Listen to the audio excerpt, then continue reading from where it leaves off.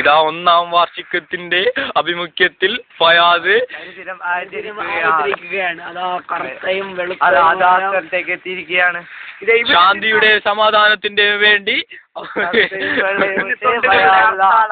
തുണി ഉടുക്കാൻ അറിഞ്ഞില്ലെങ്കിലും തുണി ഉടുക്കുന്ന ഫയാസും ഇവിടെ നിന്നാണ് കത്തി കുത്തിയത്.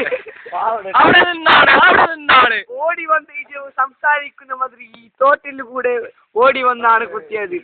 ഇവിടെയാണ് ഒളിച്ചുന്നത്. ഇടന്നെ ഒളിച്ചുള്ളത്. ഇവിടെ ഈ രാത്രിയായിരുന്നു ഒളിച്ചും തമ്മിൽ കാണലൊന്നുമില്ല.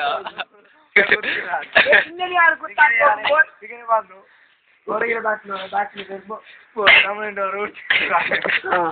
ഫയാസ് അങ്ങനെ ഓടുമ്പോ ഇത് കൊണ്ടിട്ടാണ് ഫയാസ് എടുക്കേണ്ടി വീണത്.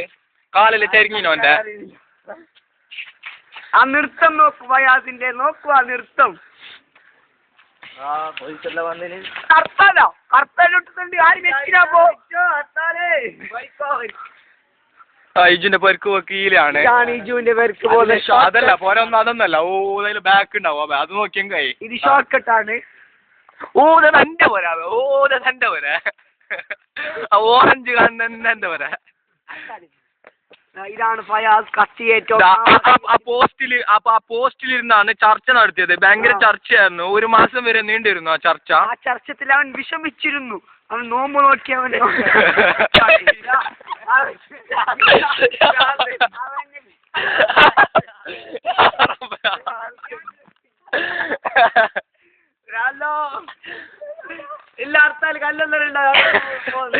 കറക്റ്റ് 1 മാസം ആകുമ്പോൾ തന്നെ അവന് ഭ്രാന്ത് എളുകി തുടങ്ങി.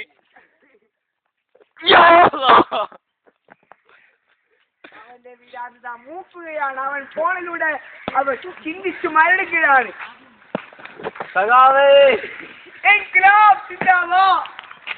ശരീരത്തിനനുബന്ധിച്ചില്ല ഫയാസിന്റെ വിഷമങ്ങൾ താങ്കൾക്കറിയാമോ? വിഷമം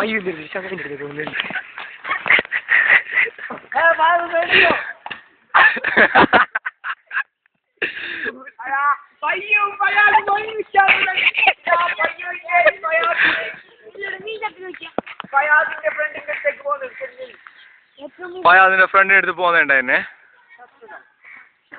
ഫയാസിന്റെ കൂട്ടുകാരന്റെ അടുത്തേക്ക് ഇതാ പോകുകയാണ്. ഇതാ നോക്കൂ. ഇത് ഫയാസിന്റെ ആദ്യത്തെ തൊണ്ട്. അതിലുണ്ടായ കുട്ടിയാണ് അത് അപ്പുറത്തിരിക്കുന്നത്. അവൻ തിരിഞ്ഞു മറിഞ്ഞു നോക്കുകയാണ്. അവന്റെ വീട് സൈറാന്റെ